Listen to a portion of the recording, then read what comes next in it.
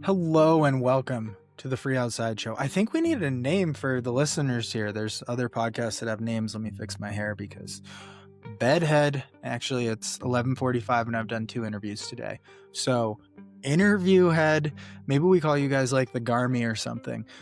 Anyways, welcome to the show during the month of Jeff. Today we have on Jeff Mogavero. I just really want to call him Jeff Mogavero though, but we'll get into that. It's a great episode. He's fun. He lives down the road in Missoula. He won Ultra Trail Cape Town recently. He got 4th at Western States in the fastest first time at Western States ever. That's a mouthful. He got 3rd at Montana Cup. Oh yeah, he got married. He got 4th at Canyons. And he has also lived without a car and hitchhiked around and trail run. And we just get into that. It's a really good conversation. And we have a lot of things in common outside of just being a Jeff. And he makes a really good case for Jeff of the Year. So encourage you to listen. This month, we are all about Jeffs. And at the end of the month, we cap it off by giving out the Jeffries. But you don't have to be a Jeff to win the Jeffries. In fact, anyone can win a Jeffrey. Well, if you do something notable, and we have an award that covers that. Last year, we gave out awards like Most Obvious New Race Director, the We Should Be Your Publicist Award, Most Tragic FKT, the Jeffrey for Walker of the Year, the Jeffrey for Double Track versus Single Track. Spoiler alert, if you haven't listened to last year's Jeffrey episode, Double Track won. It was a surprise upset, I'll tell you. The Vegas odds did not have that winning, but it did. Last year, we had the Ona of Zona, the King of Arizona award. That went to Jamil Curry. Congratulations, Jamil. I see that's not in your bio anymore, but thank you for listening. I know you're out there.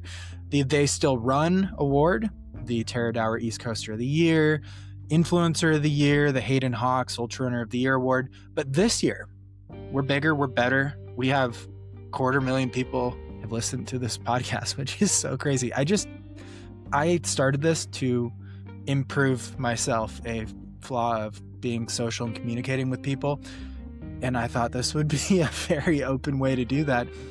And lo and behold, people listen when you talk, I guess. But we are giving out awards this year, and we want your help.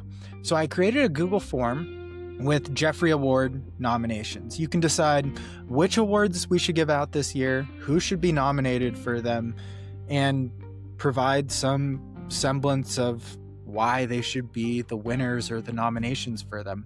So fill out that form below, and maybe I'll give away like a $100 Janchi gift card to someone's email address who fills it out. TBD, I've not brought this up to Janji, but maybe Garage Grown Gear, another sponsor, or maybe CS Coffee. That would be fun to win free stuff. It's the season of consumerism. And if you're looking for gifts for the people you feel like you have the obligation to give gifts to, check out our sponsors, John G, Garage Grown Gear, CS Coffee. I've worked with all of them for 5 years or more. We don't just take anyone to be a sponsor on this podcast. They've got to be able to carry their weight. Okay, let's get into Jeff Mogavero here. Another Jeff, another month of Jeff, another Jeff of the Year nominee. And if you want to support the show, patreon.com/freeoutside, or watch the movie Free Outside, which I think is free on Tubi, or you can buy it on Amazon or Google Play or Apple TV or YouTube Premium or something. Everything is called Free Outside. There's a book, there's a movie, there's a podcast, there's a website, there's Patreon, there's things I'm even forgetting. So just poke around at Free Outside. You can support somehow there. Thank you all for being here. We're going to make 26 the greatest year ever. Okay, here is Jeff Mogavero. All right, today, during the month of Jeff, we have an aspiring, or maybe a certain Jeff of the Year nominee, Jeff Mogavero, but on this podcast, we know him as Jeff Mogavero. And I've heard that actually catching on a few other places. I heard it a couple live streams. No one gets your name right. And I've wanted to talk to you all year, but we have to save our Jeffs for December. So we have a lot to catch up on here. Happy to be here with a fellow Jeff. Yeah. And so we're just going to do like a really quick recap, and we're going to play a quick game called Good, better, best. I made it up today while doing an uphill treadmill workout. So this year you got fourth, I think, at Western, first at Ultra Trail Cape Town. You got married, and you got third at Montana Cup. Is that right? Yeah. All Yeah. right. I'd like Fourth you of to Canyons rank too. fourth at Canyons. Okay, we can throw that in there. I'd like you to rank those performances for us. Oh man. Okay. Like in or like descending order or whatever Uh, of yeah, let's go with your least proud result first, and then work up to what I hope is marriage. But if not, we'll dissect that. Yeah, I can really make this a dark podcast real quick. Um my least proud result, let's say Canyons. Okay. And then I think UTCT, then states, then getting married. Where did I'm not Montana Cup least proud fall? of any of those though. You know, Yeah. Where did they all have Montana Cup good fall? stuff. Oh shit, Montana Cup. That might be number one. Madison would understand that. Montana Cup comes before all, including marriage. And you only ended up doing it because a friend said that if he was going to your wedding, you had to do Montana Cup, right? Correct. Yeah. Our team captain, Coach Nico. Nico, I was who I went was into gonna the do it, but I've done it before, but he's nothing a beats Hall a of Famer now 5K, too. you know? Hall of Famer. Yeah, Nico, Nico's the a Hall of Hall of Famer. Famer. Yes. Yeah. A Montana Cup legend. Yeah. Okay. And so now we have to get into I didn't know that you lived in Oregon and like Klamath Falls, and that's like where all my redneck half of the family who doesn't listen to podcasts lives. How did you end up where you are today? Where did you go to college? Where did you move? You work for a bunch of different things. Now you're a pro runner. How did this happen?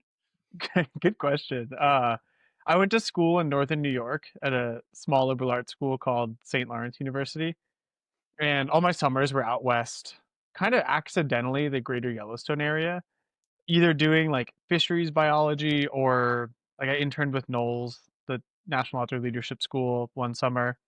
One summer, I also got a grant from the outing club at our school for $500, which I thought I could live off of for a summer, um, which is hard to do. But to quote, like hitchhike and trail run in the West, and it's like I don't even know. I thought people hitchhiked. No one hitchhiked in 2015 in Really? Montana besides me. Wow. Um, like not like from like a trail. It's just I was just like I'll just travel around living on my backpack, racing trail races, hitchhiking, and um my money quickly ran out. Did you But just not get picked up? Was that the problem? no, I got picked up. But like it was just this chaotic summer of like I ran out of money like very quickly, and I was like, oh, I need more money, and I found the River of No Return, like Mhm. 25K, and it had $200 of prize money. And I looked on Ultra sign up, and I was like, fantastic. There's 10 people signed up. I can go win. As I hitchhiked like 600 miles to get there. It took like 4 days, and then I like camped out in an RV park, befriended some old people who like came out and watched the race. It was awesome. And won that. And then I was like, great. How do I where do I go next? And And I I had to get assume you're not high carb because you can't afford it right now. You're probably no, I running with hadn't. I don't no think I'd ever eaten a nutrition. gel. Um actually no, I had a couple. I had to eat one for lunch one day because I didn't have any food. I ran out of food and I couldn't get into town. So I just had a honey stinger gel for lunch.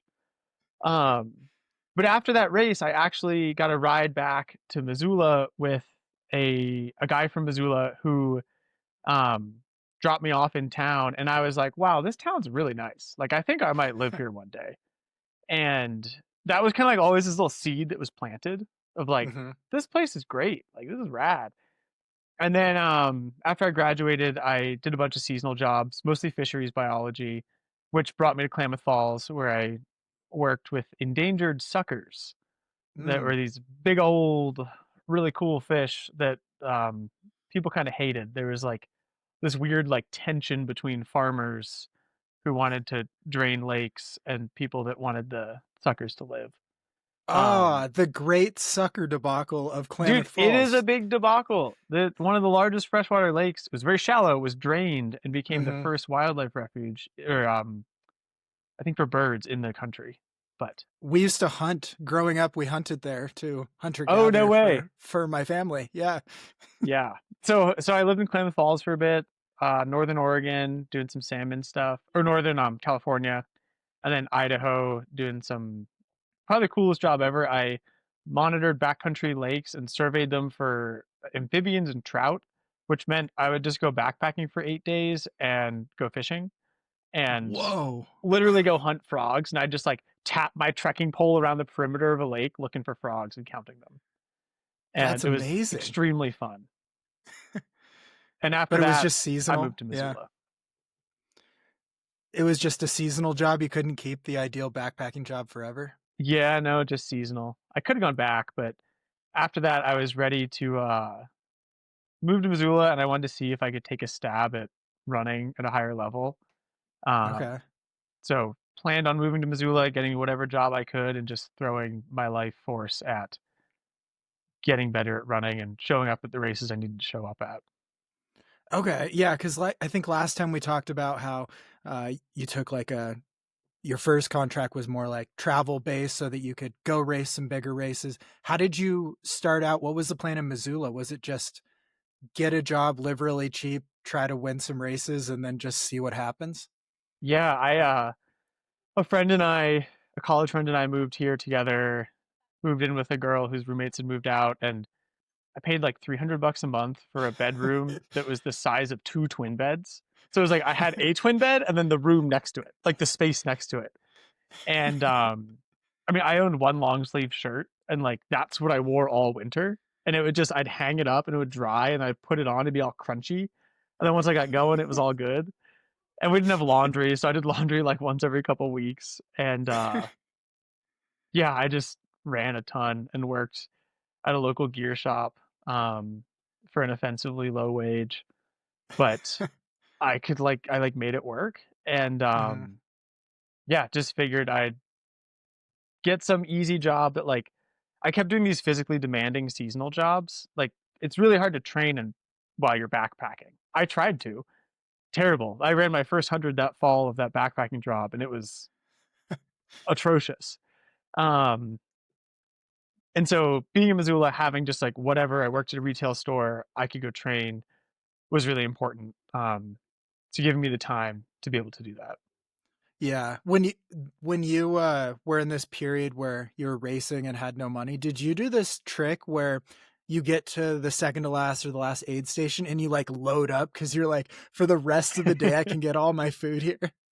You know what? I've heard of people doing that with like gels. Like when Spring used to sponsor races because Spring was so expensive, people would try to finish with Hmm. more gels than they started with.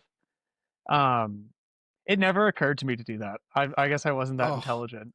Um, yeah, but I definitely did races that like you could camp out beforehand or like yeah. sleep in your car. Like that was I kind of like needed that. And when I got to Missoula, I was like, okay, I'm gonna like fly to some races. I'd never flown to a race before. Hmm. Ran way too cool 50K in California, which is a super cool race. And yeah, that was my first time flying to a race, which was pretty Did, cool. did you have Exciting. a breakout race during this time in Missoula? Was there like hints of I can make this something, or where did you kind of fit in as far as like making it a career?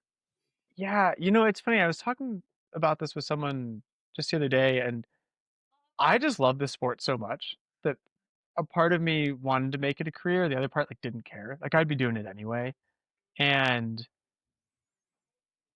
I always wanted to have a breakout race and be like, look, I like, great, cool, pay me. But like, I didn't even think people got. I think I was like, just gonna do this and make it my life, whether Hmm. that's I work at a retail store or someone pays me to do it. It didn't. I'd kind of like oriented my life post college to just how do I play outside the most. Yep. And for a while, it was like work a job and then save all my pennies and then like go have a month off and just go run and play and be. And coming to Missoula was like just a different way of doing that where I was like, cool, I'm gonna like work for I was like, oh, only 40 hours a week. This is great. I've got so much time to train. I don't have a Yep. kid. I had no responsibilities. Like I was just, I don't know. I didn't spend time cooking. I ate rice and beans and like mac and cheese. Ramen, Yeah. ramen. I mean, Yeah. so I got third place at Way Too Cool, um, in a decent time, and it was like the 30th anniversary, and it's right around St. Patrick's Day, and they gave us like boxes of Lucky Charms with I don't know, I think they'd like printed something on one side of it. So I had this box of Lucky Charms that I got for my third place finish. And I was like, sick, this is what I'll eat tomorrow. And so I still remember being in the airport the next day and I bought a thing of milk. And then I just like, I had a bowl with me and I'm just sitting there like airport, seating with a box of Lucky Charms that I'm like pouring into my bowl. I just ate like 4 bowls of Lucky Charms. Um, I don't know if they Yeah. knew that that was what was going to happen with their awards, but that's definitely what happened. Yeah, I mean, I think this is maybe a similar thing. I'll ask some more Jeffs as I do market research all month, but I definitely did the same thing of like, well, I think I found this thing that I love and it's being outside. I don't really know how I'll make any money in my life, so I'll just piece it together. And I did a couple years where I just owned a car and lived out of it, and then I got rid of the car and I didn't have an address or a car. So very much the hitchhiking story. And I don't know, it's something where there's definitely stressors and moments where you like don't know how to pay for anything, but it's also something I look back on so fondly because it's like so adventurous of who's going to pick me up, where am I going to spend the night, where will I Yeah, end up yeah, tonight. Do yeah. you have any good hitchhiking stories? Oh man. Um, yeah, I just like, I don't know if this ever happened to you. I got picked up by some woman who she lets me in the car and she's like, I sit down and she's like, so there's a bag of groceries on the ground. And I like kind of like put my feet around the groceries and she's like, do you have any guns? I was like, no. She's like, any knives? I was like, no. And then she looks at me again. She's like, any weed? And I was like, no, ma'am. And she's like, good. And then she just glances at my feet and she's like, and don't touch my cabbage. And like I was like, oh my God. And then she starts chatting with me and she starts to like, I think she's, she likes me. She quickly opened up and liked me. And then she's like, oh, we're gonna call my daughter. And she like speaker phones her daughter and she's like, honey, I picked up a hitchhiker. She's in the car with me. And we're like on speakerphone. And her daughter's like, oh, really? Like, let me talk to him. And I was like, hi. And she's like, what's your name? And I was like, Jeff. She's like, Jeff what? I'm like, Jeff Mogavero. And she's like, okay, Jeff Mogavero, if you do anything to my mom, I will find you and kill you. And I was like, that is so fair. You should do that. Like, Yeah, that's okay. I would do the same thing. That's a very good response to protecting your mom here. Yeah. And then like Yeah, 30 minutes later, we're having like a heart to heart about how I don't know, she had debt and this and that, and like she just needed someone nice to talk to, and like we are both like in tears. She's dropping me off, and it was a really great. I feel like this often happened with rides I mhm, got, where it's like people that pick you up also need help, and or they've been helped before and they want to yeah, help you, and I think that was a really beautiful exchange I had with people that I don't have very often in life, where like yeah. One couple I was with, we stopped at a gas station because we ran out of gas, and like he got out a cardboard sign saying like need gas money, and I'm like, holy shit, I am in college, like I have parents who'd bail me out of anything. This is yeah. insane, and I like found a way to give them enough money to get us going, and like they had nothing but just wanted to help, and it was really beautiful. Yeah, I mean, I think that's when you kind of realize the like good people or the positives of humanity and stuff too is just the people that pick you up and then they're like, well, I'm turning here, and it's like, well, I'm going that way. You can just drop me off here, and then they're often like, well, I'll just take you to where you're going, and even just like little moments like that where it's like, okay, I was just gonna walk 5 miles on the side of the highway, but this is way better. Totally, Um, totally. yeah, and people like paying for your breakfast or dinner or whatever at a diner or picking up your groceries. It's really really special. I think the funny one I had was I was hitchhiking to get into Canada to start the CDT southbound up in Waterton, and this family who's on vacation picked me up, and we were chatting. I sat in the back of the truck, but they opened the window that separated us, and it starts raining, and it's just like, just act like it doesn't bother you because these people are nice, and I don't want to lose the ride. And then we get to near the border, and they're like, where should we go in Glacier? And I was like, well, you should go to Waterton. Like, that's really cool up there. I've never been, but this is where I need to go. And they're like, okay, that's where we're going. And then we get to the border, and they're like, we'd feel more comfortable if you walk across the border yourself and not in our car. And it's the same thing of like, totally fair. I'm Yeah, with you. yeah. Like, you don't know what I have, and it's probably safer. And but then got back in and got my ride to the start of the trail. I think hitchhiking is such a funny thing. I've actually influenced a few people to hitchhike for the first time. So, Hell yeah. Yeah. it's a special way to to I don't know, experience humanity, be vulnerable. I think that's Yeah. the key. You got to have your wits about you, but like there's some cars you shouldn't get in, but most are fine. Yeah, just like do a quick smell for alcohol, because the drunk drivers that pick you up are the scariest, I think. Yeah, that's no fun. Yeah. Okay. And then also I heard, I was doing research, shocker, but I heard you had a barefoot Jeff phase. Oh yeah, I don't know where you heard this, but yeah, I had a barefoot Jeff phase. There's a semester in college, I was just like, why do we wear shoes? And it's a great college time. So I just didn't wear shoes until it got like snow was accumulating on the ground. But I'd go to class barefoot, and I didn't shower either that semester. I only bathed in the river, and so I'd like go on a run. I had like those old Merrill road gloves or trail gloves. They're like barefoot shoes, but without the toes, so they were slightly more Okay. redeeming. Um, and I'd run, and then I'd finish at this rope swing, and I'd like go off the rope swing into the river, and then just kind of scrub myself, and then get out and like run slowly so I didn't break a sweat like a mile home. And I did that until the river started freezing over, and then I'd like go in off the rope swing, and it was just like a cold plunge, and it started to get a little tough to do. And the rivers there like Oh. pretty solid, so eventually it stopped. But yeah, I nursed the no shoes thing for a long time until I had a class that was outside, and there was like snow on the ground, and I was like standing there barefoot. I was like, I'm gonna die. Like, can I go home and get shoes? Like, not tapping out. And then But you never like, was the phase over after the snowstorm, the snowy class? well, it kind of became impractical for a while. I do like quick dashes barefoot Okay. across the snow, but long walks were tough. Um, So are you still a smelly guy and a barefoot guy, or is that over? I like to think I'll always be a little smelly. Yeah, I'm Um, definitely a smelly guy. Look at me. I like being barefoot. Like I'll garden barefoot and do stuff in the lawn and just be all dirty. Um, I'm usually dirty to some degree, but like I don't know. I bake a lot of bread and I'm often just covered in flour. Like I don't know how anyone bakes bread without covering themselves in flour. Um, my wife's I always like, imagine "Jeff, what are you doing?" And I'm just I like, "It's imagine all over me."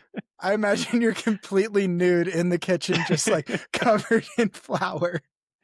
It's like all over the floor. Yeah, but um, yeah. So barefoot Jeff lives on in different ways, but it was good life experience. Like I don't need to only or not wear shoes all the time, but I'm glad I did, and it was definitely more acceptable when I was 20 or 19. Yeah, when you're like professional and sponsored by a shoe company, it'd be kind of hard to get away with Yeah, I now. mean, like when I run, I prefer shoes, and if I'm walking around, I like in my yard, I don't have shoes on. But Okay. Do you yeah, draw a little on logo on your foot for the oh, it's just gardening? tattooed on there. Yeah, I'm good. It's very smart. Yeah. That was part of the You contract. did I had to tattoo logos all over myself. you said I don't need very many shoes, but I'll just put the logo on just in case I'm not wearing them. Yeah, yeah. Okay. All right, we have a lot of other things to get into here. First, I mean, you had a big year with a lot of hot races, and you told me at Montana Cup you had such an intense heat training protocol for Western that you and a friend had to call each other every 15 minutes to make sure you were alive. Yeah, we were just Can checking in on you one another. can you walk me through this protocol here? So my friend Peanut, he paced me from Forest Hill to Green Gate at States. He also is a postdoc at the University of Montana in their work physiology and exercise metabolism program. And Dr. Alejandro Rosales, but Peanut is how he's known. And kind of cool. He's one of the first people I met in Missoula. We both worked at this gear store as well as Adam Peterman. And so the three of us just like immediately became friends. And now it's awesome because we call Peanut our heat coach. Um, Peanut's helped guide both of our heat acclimation for states the two times we've done it, or two times Adam's done it, one time I've done it. And this year, just with like time constraints, Adam did a heat camp down in Arizona. I couldn't swing that. So Peanut had me do, I think it was 4 days on, a day off, and 4 days on in a heat chamber. So the university, his lab has these heat chambers that you can just crank and make them so hot. It's basically like looks like a metal box, and one wall is glass, and there's a treadmill inside. So he set the chambers to, I think it was like 115 degrees Fahrenheit, but like 60% humidity. So the heat index was like 180. Like it was basically a sauna. And we'd have the treadmill set at a 30% incline and go 3 miles an hour hiking. And you're like, after a little bit, after not that long, you're walking and like water is just like flying off of you. Like we had to mop these things up after we were done. And like it's on the wall, it is everywhere. It's on the And ceiling. Yeah. and because the humidity, there's also like there's just moisture. It's Mm-hmm. disgusting. And I think I churned through like I drank 2 liters in the hour I was in there, and it was like not sufficient. Um, so he was basically like, "We'll make it hotter than can get on Earth and do the protocol that like the science does, but with less heat, and we'll do more heat." And yeah, you will be as heat trained as one can be. And Um, every 15 minutes you had to check in with each other. yeah, we'd give each other a call, and like he might be like, "Oh, dude, I'm sitting. I had to stop. I'm just sitting." And like sometimes he'd call me, I'm like, "Oh, I'm on the ground. I'm just sitting too, man." Um, and then what was so cool is you get out of the heat chamber into a normal 60-degree room, and like immediately you felt so much cooler. Mm-hmm. And Peanut was like, "Isn't that cool? Like your core temperature is the same. Like you're still hot, but your skin knows you're cool." And like the alarm bells go off, like stop going off. Like, wow, that is Yeah. wild. Like our skin is so incredible in how it cools us, and just like the sensory of the danger is removed, and it just tells us we're okay. And then we go outside and collapse and just eat popsicles and drink water. Could you Um, train outside of these heat sessions? Because it seems like you're just cooking yourself. Like, is yeah, so all I would other do training normal gone? running sessions in the morning and then do this in the afternoon. And then useless the rest of the day. Yeah, they didn't. I mean, I went into them pretty prepared with sauna work, but this was like Mm-hmm. that last little active heat training. Um, and it was also just fun, like a great way to spend time with a buddy, go hop in a heat chamber. We both loved it. We are like, that was some of the most fun time we've had together. Um, It really is true. The most fun you have with people is when you're suffering to some degree. and then like it was so neat for it to come full circle. And I roll into Forest Hill, and it's, well, I don't know, 95 or something. And Peanut and I start running together, and I'm like, all right, Killian's just ahead of us. Like we have to pass him before the next uphill. And he's like, "Okay, got it." And we're like, "This is crazy." Like like it was just so cool to go from, it doesn't feel real when you're like in a heat chamber in Montana. And then there we are in California, it's super hot, and I'm like, "Sick, Peanut, we gotta race Killian right now." And those 20 miles we shared together was some of the most fun for both of us that we've ever done. Mm-hmm. Yeah, sharing that with a good friend was incredible. And that's like what I love about Montana too is there's more cows than people here. There's like a million people. No one thinks of Montana.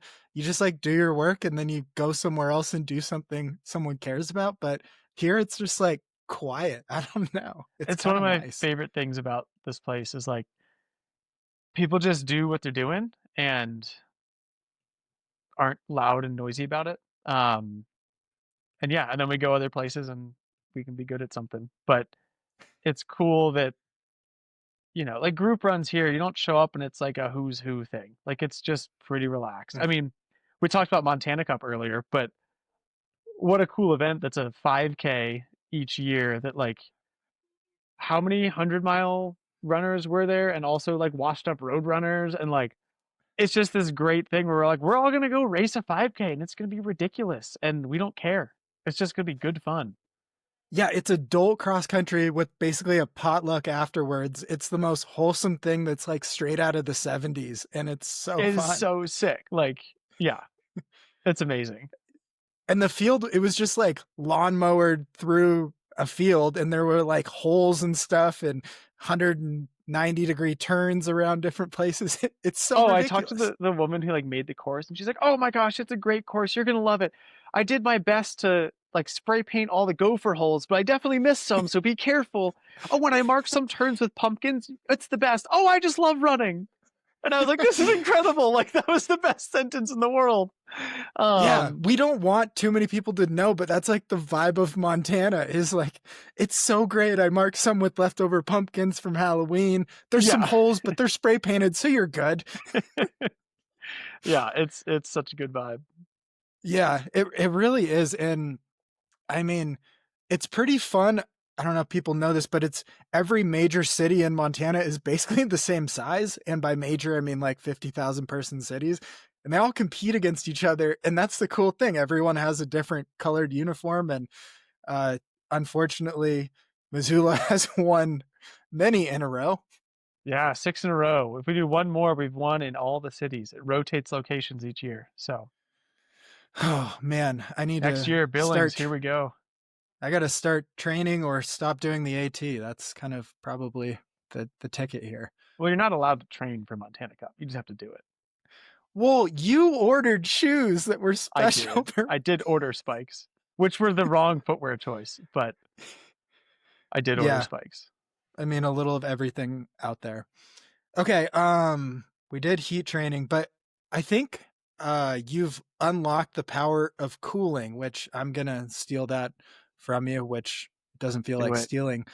But what's the philosophy? I mean, it just seems like it works so good, and what is the strategy? It seems like you've overcooled too. Yeah. So like for Ultra Trail Cape Town, I did not heat train. Um, I in my head I was like, it's not gonna be that hot. It was hot.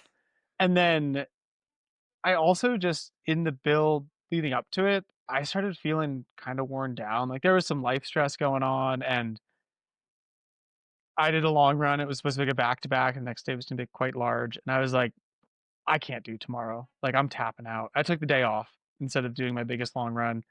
Had another workout plan, like didn't do it. And then I saunaed and I like wrecked myself. Like I was like, I'm gonna fucking heat train.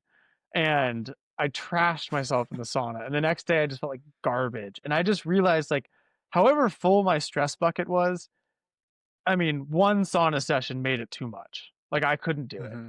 And so I kind of just bailed on heat training. I did like a little bit, but I don't even know. I honestly did it more to remember what heat feels like than to get any adaptations and kind of just to remind myself that heat is hot and you should cool. And for some reason people don't understand that. I didn't for a long time. Like the heat is hot whether you heat trained or not. It it Totally. it doesn't like heat training is great. You still have to cool.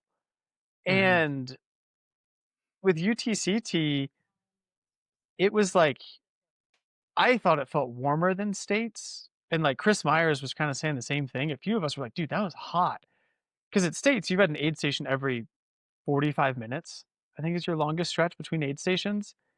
And at these aid stations, like the volunteers fill everything with ice, like they are on it. Hmm. In other parts of the world, they don't use ice like we do. South Africa being one of them. And there was 2 hours and 20 minutes between one section of aid stations. Like it is long, and your ice melts. You dry out and you start cooking, Hmm. whether you're heat trained or not. And so knowing that, I brought like a ton of ice bandanas down. I didn't know if I'd use them. I was like, oh, we'll see what the weather's like. And then the start of the race, it was like 62 Fahrenheit. And at 2:30 in the morning, I had the bar at the hotel fill up my ice bandana. I guess it was 3 or People are something. having a nightcap, and you're like bringing your ice bandana They're over. like, okay. But I was the only one that started with an ice bandana that I know of. But if it's over 60, I cool. Because if it's over Hmm. 60, you start sweating. And if you're sweating, like that's not like at no cost. Like it costs something to sweat. Our body is doing something. And so cool. Hmm. And if you can put ice on you, then you don't have to sweat because the ice is doing it for you. Like the evaporative cooling is happening. And started with an ice bandana, and then pretty quickly I was like, it feels warm. I want more ice. Switched to bigger ice bandanas. I also put on arm sleeves because the UV index in South Africa was 12. I did not know it could get that high. I thought the scale only went to 10, but there's no ozone layer over that part of South Africa. And so it's just like the Oh, full force of the sun. it's And all of the UV. yes, all of the UV. And so I figured, well, I'll wear arm sleeves because I don't feel like dealing with you know, sunscreen at aid stations. Like it's not even gonna stay on. And I've got my stupid hat with the flaps. Oh Because yeah, you looked so good. oh dude, yeah, I look like I'm running through the desert, but You it's you just look like my you're ears burn. a Yeah, dad at the beach. dude, there we go. My ears burn. And so I didn't want to get a sunburn because then you're literally damaging the organ you're relying on to cool you. And Hmm. so I put on arm sleeves, I stuffed ice in them, had an ice hat, and it felt great. And like I carried extra water so that anytime I dried out, I just wet myself and it would keep me cool. But it was huge. Like that was, I think heat training is overrated in a lot of ways. There's my hot take. Um, there are so many better, Super like hot. get fit before you get in a sauna. And then if you have time, go ahead, get in a sauna. But I think heat training, people are kind of starting to see like it's, I don't know, like athletic greens. Like if you take athletic greens, you're just gonna like be better. And that's not how it works. Um, maybe heat training gets like it does get it can have marginal gains in performance. Maybe they're more than marginal, but the biggest gains are like, why don't you just run a little more or cross train a little more and like just become more aerobically fit?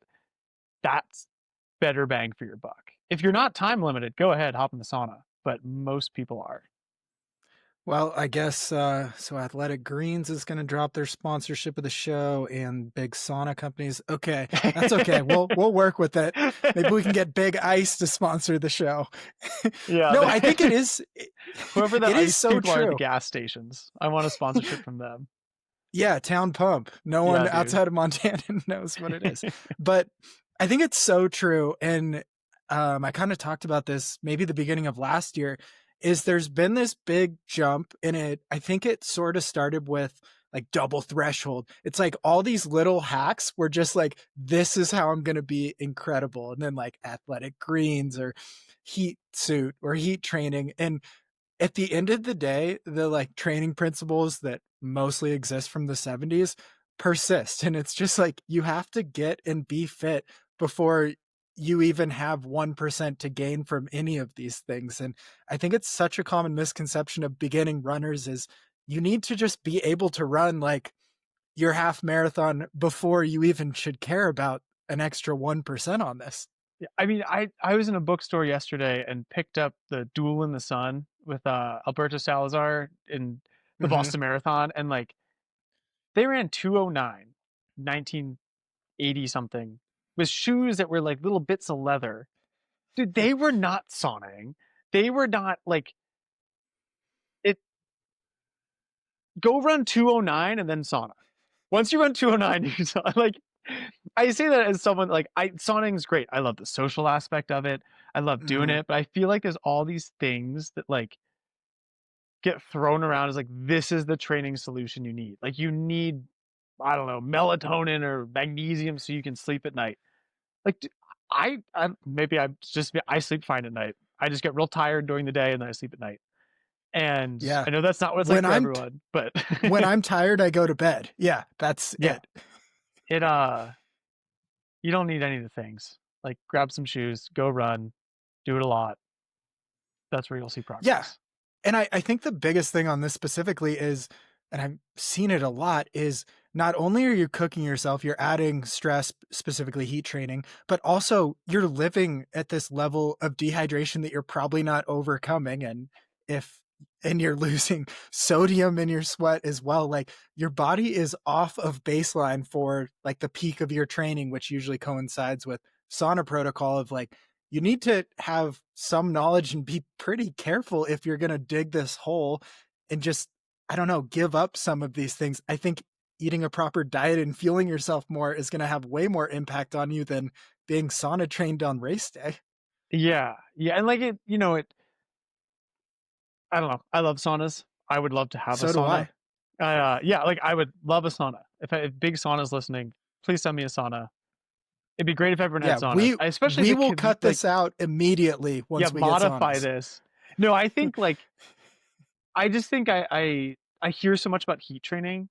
I'm like, of all the things to talk about, like it's easy. Heat training is easy. Mhm. Training is hard. And people go for what's people everyone wants the little hack that's easy and they can just like take a pill, do a thing where they sit still and get fitter. And while there can be some marginal gains from those things, I think ultimately it's like go train and do what supports that. And for most people that are time limited, like not training so you can heat train probably isn't the move. But like if Wow. you're gonna be in the sauna for an hour, you know, um, if That's you the have biggest time, thing. get in the sauna. That's my biggest pet peeve of the sauna is you don't need to do it for an hour. When I first had a gym with the sauna, it would be like, got to do an hour or it doesn't count. It's like 20 minutes in the sauna with like a break 10 minutes in, totally fine. Like you're going to get benefits and it can build up from there. But if you're giving up, what is that, like 5% of your day by being in a sauna, that's probably not helping the rest of your day align perfectly for a lower stress Yeah. moment. Yeah. Okay, so cooling is in, sauna is in once we get our saunas in the mail. So that's what we've decided here. Cooling is always in, saunaing is in when it fits your life. Yeah, cooling is cool. That's what we've Cooling is decided. cool. Do you, we mentioned high carb. Do you still make your own drink mix, by the way? No, thankfully I don't have to. I run for precision now, and back in the day I was, yeah, making drink mix slash usually for races I used real products because they definitely were a little better or a lot better, and there's convenience of packaging. But I always use precision stuff in the mix, Mm-hmm. and um, have used that exclusively for the last year, and it's been great. It works super well for me. I don't like flavor, and it's not flavored. Same. Yeah, Yeah. I get. And if I do, it has to be like hint of lime. That's it. Yeah, I did one run where I think I had every kind of flavor you could have. I just grabbed like every gel I had, like a year training for javelina a year or so ago, and I got so nauseous. And it was like kind of hot out, and I was literally like, I'll never have flavor again, and I don't think I have since. Wow. So Very exciting palette, Jeff yes, Mogavero here. yes, Yeah. All right, a couple more things. We have to check in on Taylor Swift. So she put out an album. You're our Taylor Swift correspondent here. yep. How's the new album? It's great. Spotify Wrapped came out today, and Taylor Swift is my number one artist for the 10th or 12th year run. Since they started doing Spotify Wrapped, she's been my number one artist. Um, I've got the data right here. Let's see.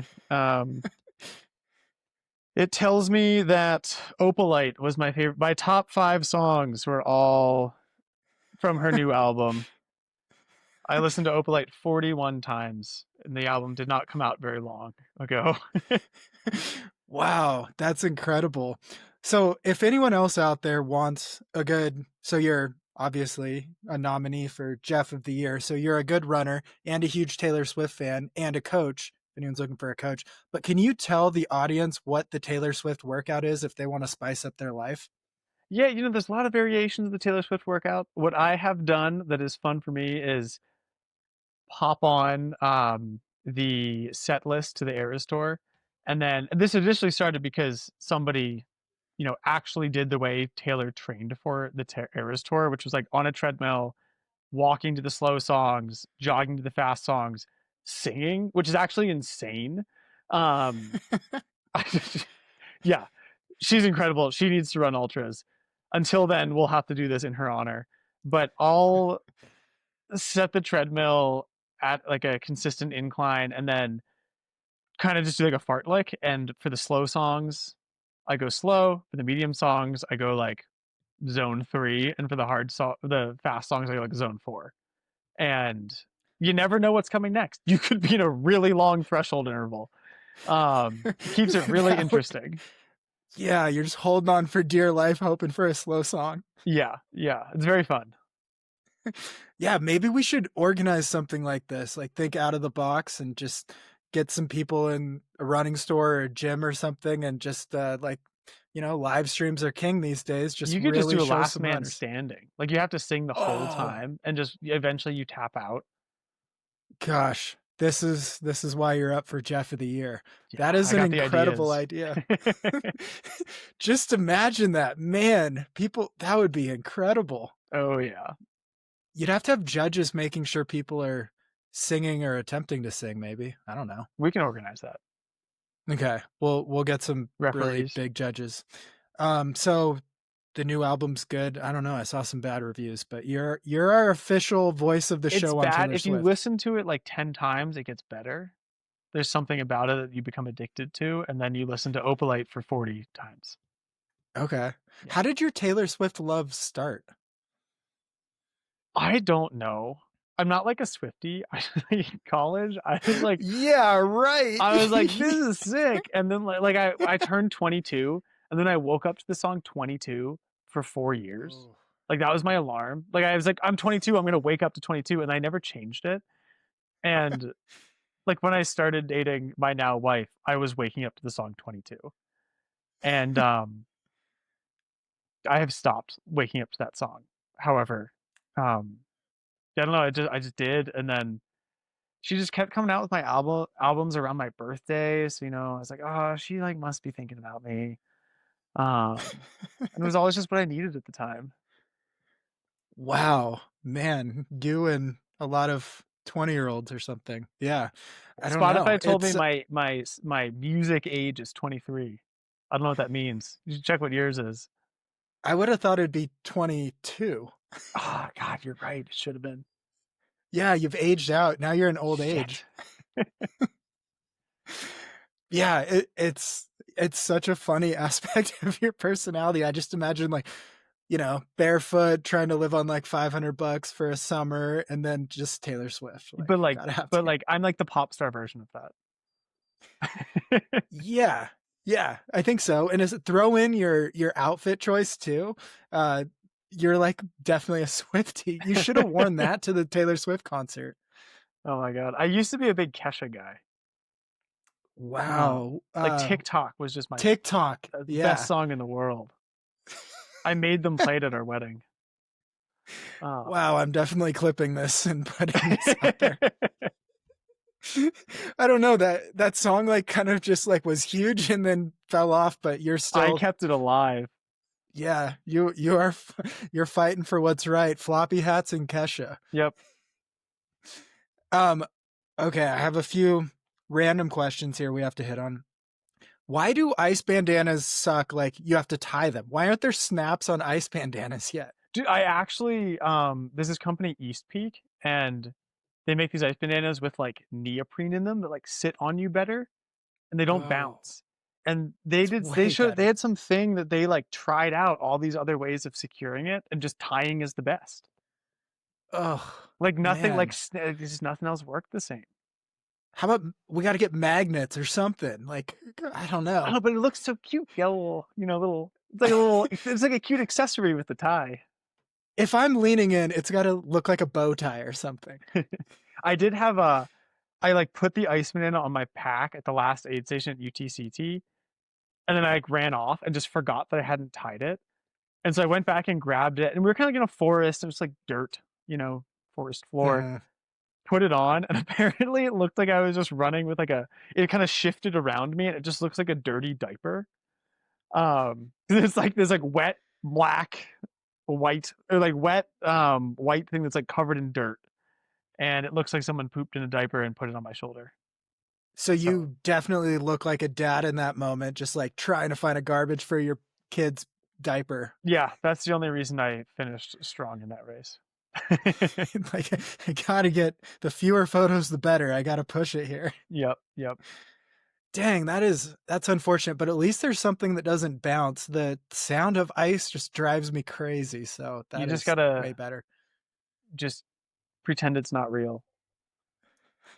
Well, you know, it's if it's through hiking, there's just some stuff you have to pretend isn't real and move oh, on. mosquitoes. Yeah, we're Yeah, running when you're running 100 miler, you just pretend nothing's real because that's a stupid distance to decide to run. yeah, I don't know what the psychological, term is for this, but like, there's like mosquitoes. It's like, okay, I'm just gonna shut off the part of my brain that acknowledges their existence and keep going. And that's what I had to Yeah. do with ice. I was like, people tell me it's annoying, and I'm like, you can hear it. Like it's cold. That's focus on the cold, not the noise. Yeah, I guess so. I mean, at Javelina, I put like this a big ice bandana on my head, and it would just like cha-chunk, cha-chunk the whole way. But I it felt haven't really mastered good. that So technique yet. it didn't work great. Well, actually, I think I had a visor, and I tucked the little flaps under it, and had like the visor sitting really tight on it. Oh hell yeah. So it was quite a look. It looked like a cone head or something. But That's how I look with you my know, ice hat. I like a oh good cone head yeah, look. It's good. Like because you throw you ice in just it. came out of the womb. Your head's still, pointy. Yeah, just stretches slowly with more and more ice. And Hmm. yeah, the trick is to put the chunks so they don't melt as quick too. Oh yeah, I had this big chunk at UTCT that was like a fin. It was not supposed to be there. I kept touching it. I was like, what is this fin on my head? Like a mohawk or something going Yeah, yeah, it on. was awesome. All right, next random question of the day. Why is John Fitzgerald such a good coach? Oh, Coach John, he's the man. Um, He's from Montana, so that's a point. yeah, Or yeah. So lives he in lives in Montana. Helena, so kind of Mhm, between where you and I live, mhm. and he's just great. Like he gets it. He gets how to have fun.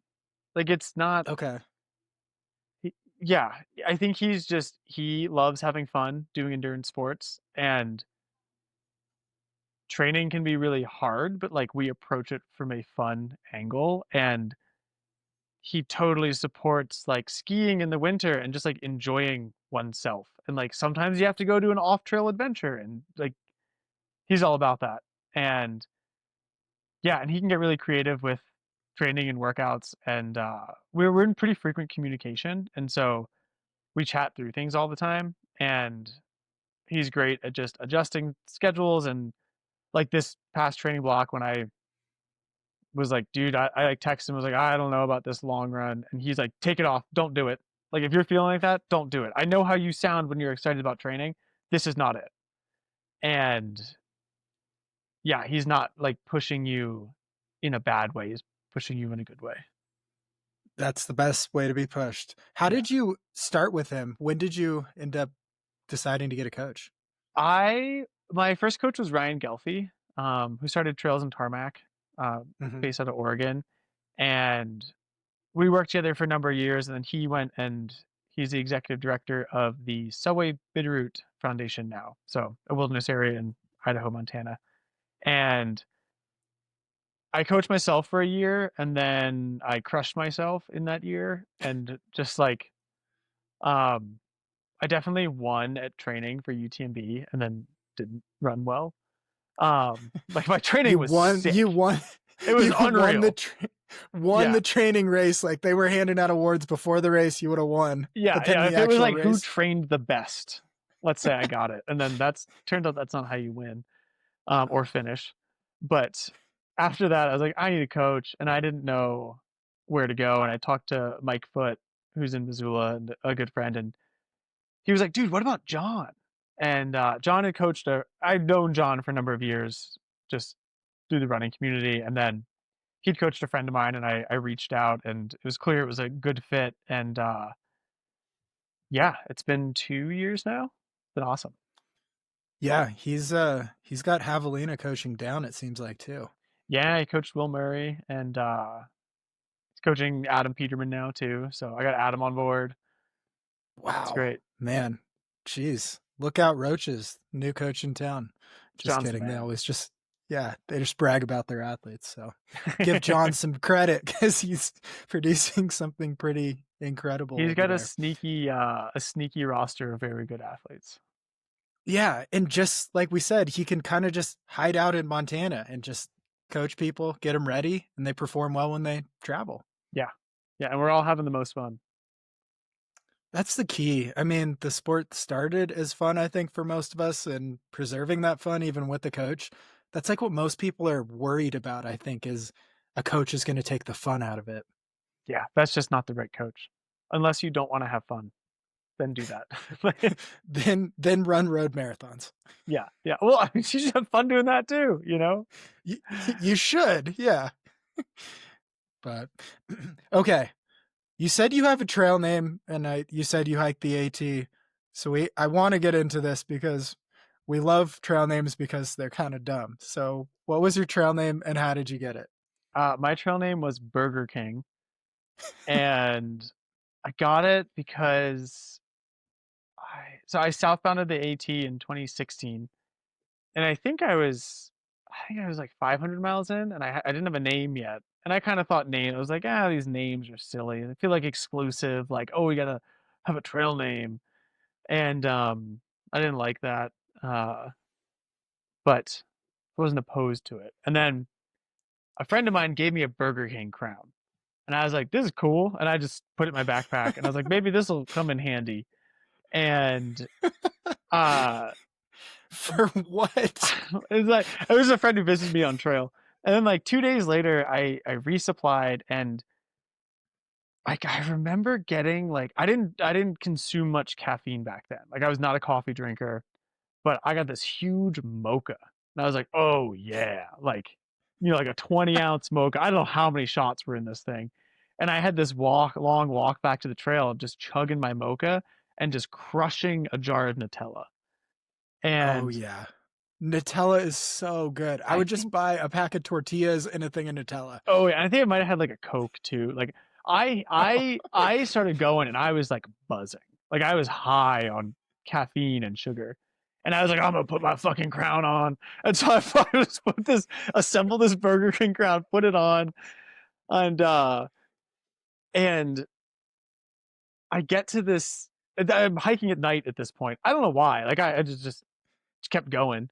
And there's a shelter I wanted to get to because these people I had met the night before said they were going there, but I had dicked around all day resupplying, and got into this shelter late. And I roll in like just fired up on caffeine and sugar with my Burger King crown on, but like also a headlight. And I'm just like shining the light at these people. I'm just not cognizant of what's going on. And they're like, your light. Is that Jeff? And then someone's like, no, it's Burger King. And then one person was like, that's your trail name, Burger King. And I was like, no, I'm vegetarian. And they were like, it's perfect. It's so facetious. And I was like, shit, I guess I'll be Burger King. Um, so that's how I became Burger Wow, King. that's amazing. I think you need to pull out the crown once in a while. Maybe the next time you're on a podium, walk up on the podium so it's like an inside joke of if you know, you know. Like 3 people will understand the reference. Yeah, but those three people will feel so empowered. Um, you know, I did get one trail name that I decided to reject. Because I lost my hat. And so I found in like a hiker box a hat that said "#1 Dad." And I was like, this is perfect. I love my dad. One day I hope I'm a nice dad. And so, I'm hiking, and like the next day I run into this trio of middle-aged women, and they're like, "Oh my gosh, how old are your kids?" And I was like, "Oh no, like I don't have kids." And they were like, "Oh, but your hat." And I was like, "Oh no, it's just a hat." And I like felt really bad. But like someone on the trail had called me #1 Dad and was like, "That's your trail name." And like I think a couple people called me that. And I was like, "Oh my God, I need to get rid of this hat. Like, what if I have kids and I'm not the #1 dad? Like, what if I'm #2?" I was like, "Oh my God, like, I can't have this. I'm going to curse myself." And so I disposed of the hat at the next hiker box and Yeah. went back to being nameless. And once they said that, you probably like hid it in your pack. Like, this is embarrassing. I I can't was like, have this "Oh hat no, I around. shouldn't have this." Yeah, maybe we should come out with a merch line that's called #2 Dad. Interestingly, now I do have a bumper sticker on my car that says "I heart my grandkids." Um, Huh. a, Huh. a friend of mine put inappropriate bumper stickers on all of our friends' cars, and that was mine. Okay. Mine was That's fairly yeah, that appropriate, but that's what I'm thinking. Yeah, you got off easy. What were the other ones? um ask me about my micro penis was one. Um God, what's Joe Biden doing to fix my IBS? See, um guys, this is what happens in Montana. there Not are much some good else. ones, but I left mine on, and then I was at a gas station and some old man knocked on my window and he was like, "Well, how many do you have?" And I was like, "What's that?" And he's like, "How many grandkids?" I'm like, "Oh, no, I don't have any. I'm obviously 30." And he's like, "Well, I've got 4." And then he talked to me for 20 minutes about his grandkids and how he used to work at a tire store. Wow. I So mean, it's a good that's the power of conversation a bumper starter. sticker. Yeah, The power of I'm a leaving it I've on. I've wanted to make 26.3 bumper stickers, just a little bigger, a little better, a little Confuse people a further. little bit. Yeah, just no, I run ultras, 26.3. Take that. All right. I think I have 2 more questions. Oh, yeah, first one is, why are you so dramatic at the finish line of Dude, all these races? I've actually been thinking about that. It's not intentional, but I was like, one of these days I'll just finish standing up. You Jeez. like finish and then you're like, we all think you die or something. It's just like face plant right into the dirt. I know. I don't know. Um Dude, are you like, cameras are on me? I must just faint. no, I'm not thinking anything. My wife's like, she's like, "Jeff, you are the most dramatic person I know." And I'm like, "No, I'm not." She's like, "Yes, you are." I'm like, shit, you might be right. There's a Um, lot of evidence building up here, Jeff. It's I know hard it's to really argue. unfortunate. Like I don't mean to. I think honestly, a part of it is because I'm just about to start bawling. And so if I Hmm. fall down, I have a moment to cry to myself before I have to like stand up and encounter the world. Like I usually cry at the end of ultras. I mean, I don't know how people don't. Like I think I thought, I was like running down the chute of UTCT Hmm. and I was like, "Oh my God, I think I'm gonna win." There's like 5 feet left. I'm like, "Oh my God, it's happening." And then I cross the line. It's just like I think I just like become overwhelmed with emotion and then collapse. Like I like momentarily black out and then not like lose consciousness. It's just like an emotional blackout, and then I can recollect or like recollect myself and emerge. But Is your wife just like, oh, not again? yeah, pretty much. Yeah. Well, she was just I was thinking of her during the race because I was 4th place at Canyons, 4th place at Western States, 4th place at the Rut, and she was like, "If you get 4th place again, like why did you go?" Like you're Yeah. so She right. Like said that before Montana Cup too. oh yeah, dude. Well, I was in 4th place for most of Montana Cup, and I was like, "You've got to be kidding me! Like this cannot happen." Um, Yeah. but I broke the curse, so that's good. But I Mhm. can't break the curse of me collapsing in emotional heat at the end. I will try to. I promise to everyone. I will No, try to finish a race standing. you have 2 options. You can just admit you're dramatic or you can stop. Those I are will. the I only will 2. admit I'm dramatic. I also am trying to stop. I don't think I'm dramatic, but like maybe I think I'm dramatic. So I don't I know. mean, it's really entertaining and funny, but it's like also kind of a trend.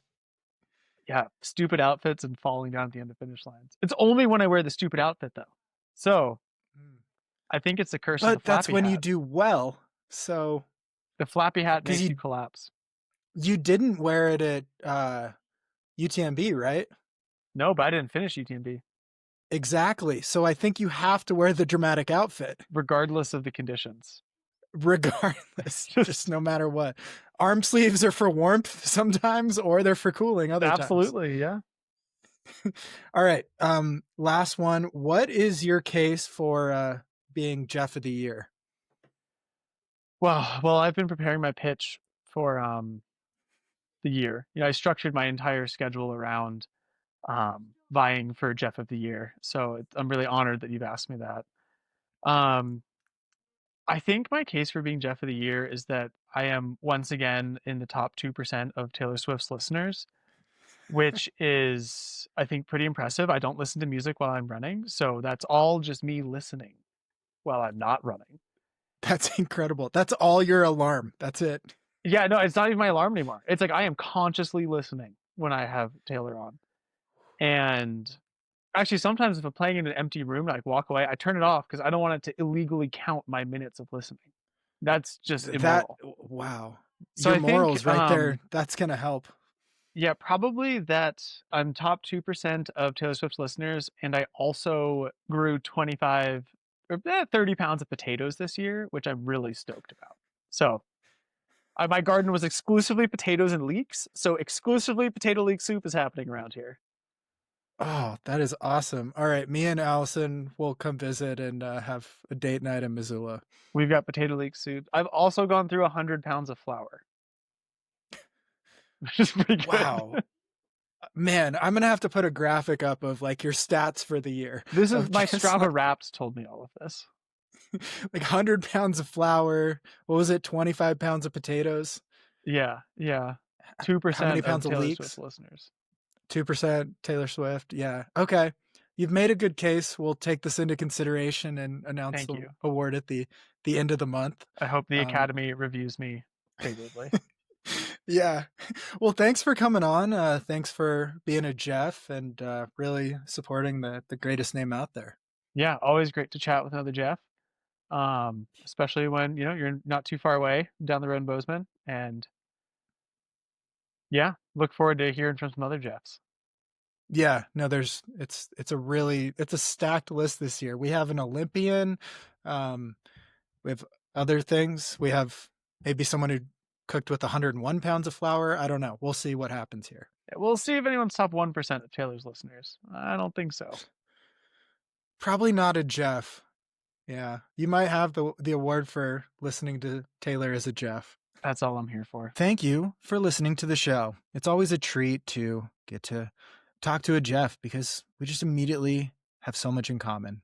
The same name, the same greatness, the same aspiring for greatness, the same drive, the same state of being and physical state if you're Jeff Mogavero, who lives down the road in Missoula, which is 3 hours away, but here in Montana, we call that down the road. Hope you enjoyed this episode.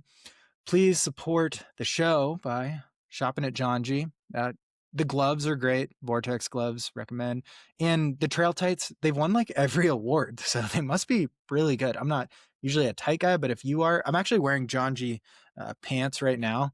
I would stand up, but the audio will be worse, and maybe I'm not even wearing pants. I'm not going to tell you. But trail tights are good there. Garage grown gear, poke around there. Anything you could need, really. They have like even miniature toothbrushes you can brush your pearly whites with if you want.